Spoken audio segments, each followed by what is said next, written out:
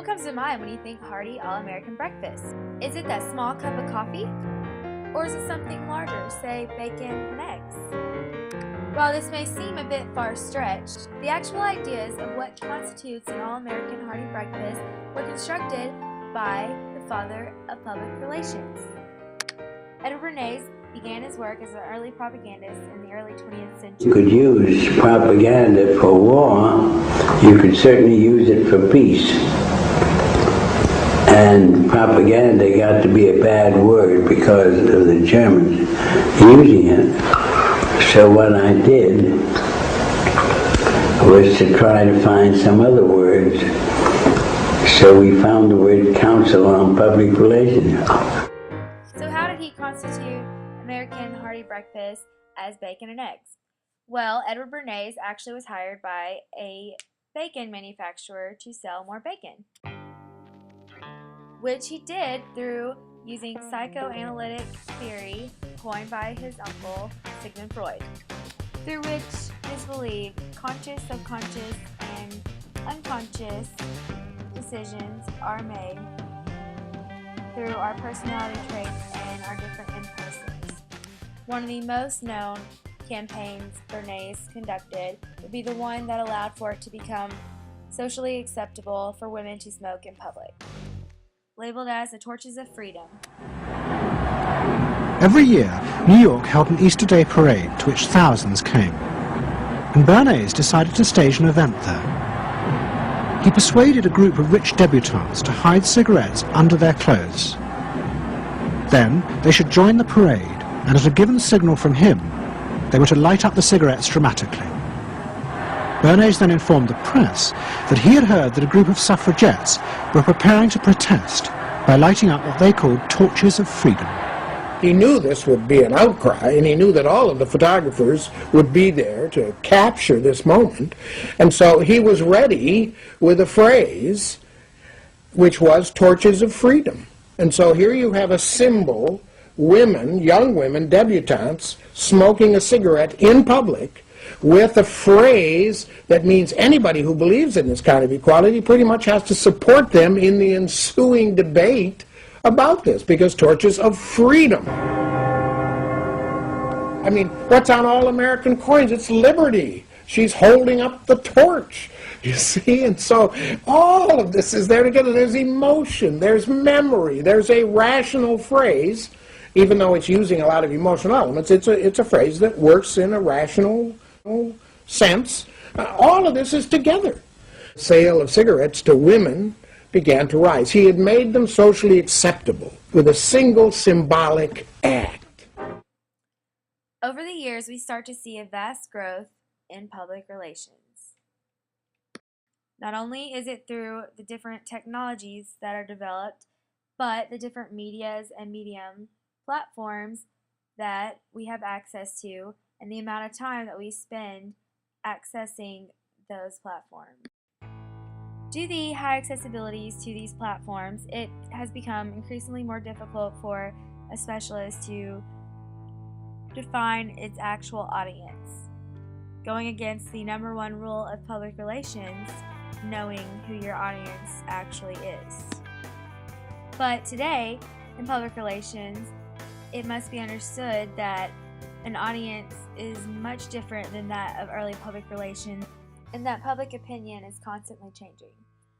The biggest change in PR from the early 20th century can be seen in our usage of social media and the different areas that are actually using public relations, such as healthcare, professional services, and more corporated businesses, rather than product sales. Hardships I can see in the PR world today are those that come from the new technologies and media platforms and the high accessibility to any users out there. This can specifically be seen by users of social media sites or blogging sites or any other online platform that is out there today. These platforms make it easier for anyone to go on and just create any false information, fake accounts, or spoof of the actual information and messages that a PR specialist may want to portray. The BP oil spill is a great example of a PR campaign gone awry through a lack of knowing their audience and keeping a strategic communication throughout the campaign. BP has taken full responsibility for cleaning up the spill in the Gulf. We've helped organise the largest environmental response in this country's history. There's no one who wants this thing over more than I do. You know, I'd like my life back. They made some bad mistakes in PR, but then turned it around and started to do good for their campaign. Oh, there's another commitment BP takes just as seriously, our commitment to America. BP supports nearly 250,000 jobs in communities across the country. We hired 3,000 people just last year. BP invests more in America than in any other country. We're working to fuel America for generations to come. Today, our commitment to the Gulf and to America has never been stronger. The spill was over millions of gallons of oil, killing 14 of the workers and threatening the many lives of animals around the Gulf of Mexico and diminishing tourism around the Gulf as well. Every day since, we've worked hard to keep it. BP has paid over $23 billion to help people and businesses who were affected.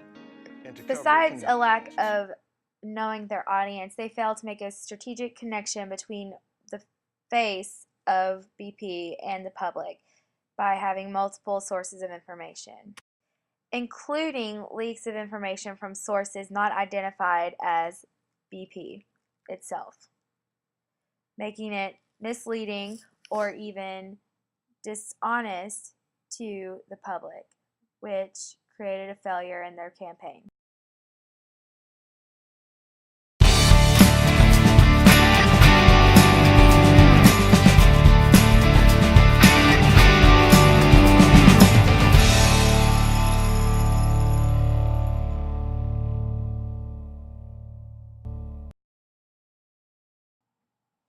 Today, almost 2 years later, the oil spill is progressing and their campaign is on the positive side compared to where it was in the beginning. BP is more open and continuous in their flow of information and have new ideas and want the feedback from the public, which has turned things for the better in BP's situation. With that said, there still are many spoofs and public leaks of information and attitudes of BP that mock their take on their plans of action and the oil spill in its entirety. Public relations is lucrative and can continue to be a lucrative profession as long as the portrayal of professionals remains ethical and they uphold trustworthy principles of their work in order to build relationships between the clients and the public that are beneficial to both participants.